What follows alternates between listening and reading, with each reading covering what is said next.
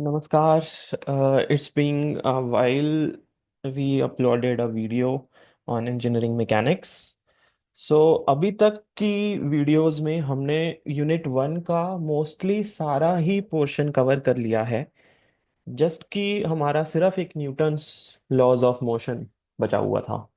तो आज की वीडियोस के अंदर मैं ट्राई करूंगा कि हम न्यूटन्स के लॉज होते क्या हैं, उनका बेसिक क्या है, वो सारा का सारा पढ़ लें।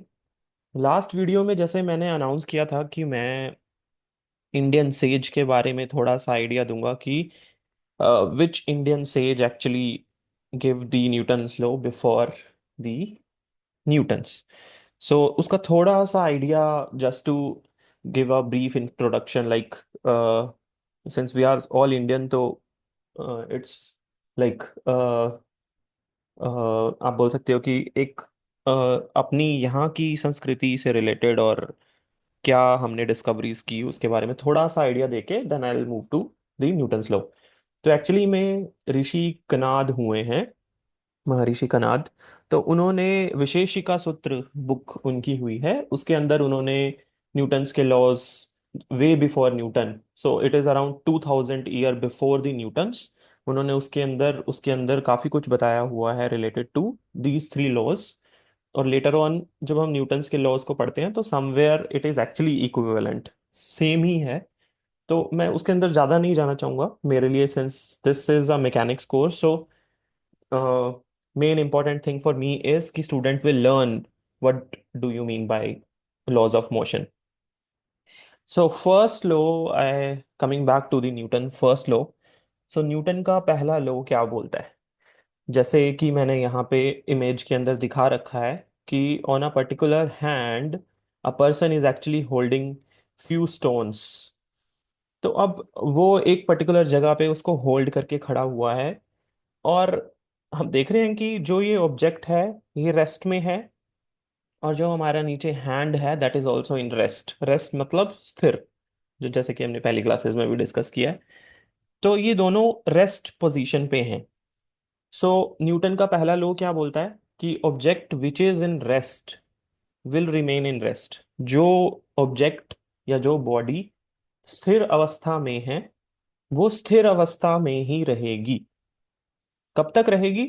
कब तक रह सकती है भाई स्थिर अवस्था में? जब तक कि हम इसके ऊपर बाहर से कोई फोर्स ना लगाएं। अगर मैंने कोई फोर्स लगा दिया तो उसकी वजह से ये इधर उधर डिविएट हो जाएगी। बट अगर मैंने कोई फोर्स नहीं लगाया तो ये ऑब्जेक्ट जो रेस्ट में है वो रेस्ट पे ही रहेगा।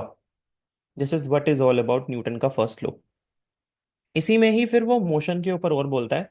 तो ये एक मैंने छोटा सा गेम जो हम बचपन में खेला करते थे, तो दिस इज और चाइल्डहुड मेमोरीज। तो इसमें क्या है, boy he is actually carrying a tyre, और वो टायर से खेल रहा है, उसको बार बार डंडा मार रहा है और उसको आगे की तरफ लेके जा रहा है। तो न्यूटन क्या बोलता है? न्यूटन कहता है कि जो ऑब्जेक्ट मोशन में है वो मोशन में रहेगा। कब तक रहेगा? जब तक कि उसके ऊपर बाहर से कोई फोर्स ना लगे। बट यहाँ पे हम एक्चुअली में देख रहे हैं कि ये जो गाय है he is actually trying to push again and again, और उसकी वजह से ही ये टायर आगे आगे चल पा रहा है। अदरवाइज तो थोड़ी सी देर में ये टायर चल के घूम के रुक जाता। तो ये तो न्यूटन का फिर नियम के कॉन्ट्राडिक्टरी हो रहा है एक्चुअली में, अगर इसको देखा जाए तो।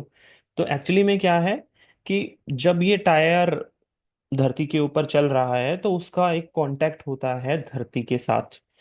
कांटेक्ट होता है तो इस वजह से फ्रिक्शन फोर्स जनरेट होता है, जो कि हम थर्ड यूनिट के अंदर देखेंगे। उस फ्रिक्शन फोर्स की वजह से ये टायर बार बार रुक रहा था। तो उसी के लिए हमें बार बार फोर्स लगाना पड़ रहा है। इसका मतलब क्या है? एक्सटर्नली एक फोर्स लग रहा है। जब मैंने टायर के ऊपर एक फोर्स लगा के उसको छोड़ दिया, मोशन में आ गया, वो उसको छोड़ दिया, तो वो तो मोशन में ही रहना चाहिए था। लेकिन क्या हो रहा है, बाहर से एक फ्रिक्शन फोर्स इसके ऊपर लग जा रहा है जिसकी वजह से ये रुक रहा था। इसीलिए इस पर्टिकुलर गाय को बार बार फोर्स लगाना पड़ रहा है। तो न्यूटन क्या बोलता है? न्यूटन कहता है कि जब तक किसी ऑब्जेक्ट के ऊपर कोई बाहर से फोर्स ना लगे, तो तब तक वो अगर मोशन में है तो वो मोशन में ही रहेगा। तो वो तो समझ आता है, अगर इसके ऊपर बाहर से फ्रिक्शन फोर्स ना लग रहा होता तो ये ऑब्जेक्ट मोशन में ही रहता, मोशन में था और मोशन में ही रहेगा। और ऐसे ही जो पहली इमेज हमने देखी उसमें कि जो ऑब्जेक्ट है वो रेस्ट में है, तो वो रेस्ट में ही रहेगा। इसका मतलब जब तक इसके ऊपर बाहर से कोई फोर्स नहीं लगेगा।